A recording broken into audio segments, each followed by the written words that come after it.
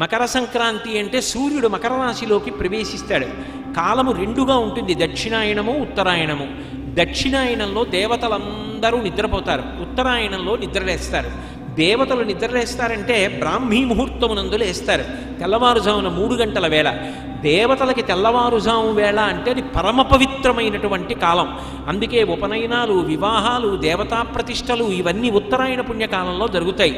ఆ ఉత్తరాయణ పుణ్యకాలంలోకి సూర్యుడు ప్రవేశించగానే మజ్జనం దానికి ప్రాధాన్యత. సాధారణంగా స్నానం చేసేటప్పుడు ఏం చేస్తాం? చెంబుతో నీళ్లు తీసి తల మీద పోసుకుంటాం. మజ్జనం అంటే మునక వేయుట, తల మునిగేటట్టుగా స్నానం చేస్తారు.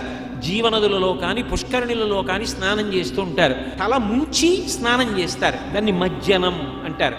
స్నానం చేసి దేవతా సంబంధంగా, పితృదేవతా సంబంధంగా, జీవ సంబంధంగా అభ్యున్నతిని కల్పించే కాలం అది మకర సంక్రమణం. పుణ్యకార్యం చేయడం నేర్చుకో, దాని వలన పొందిన పుణ్యం నీ జీవుడితో వస్తుంది. మకర సంక్రమణ పుణ్యవేళ పరమపావనమైన కాలం.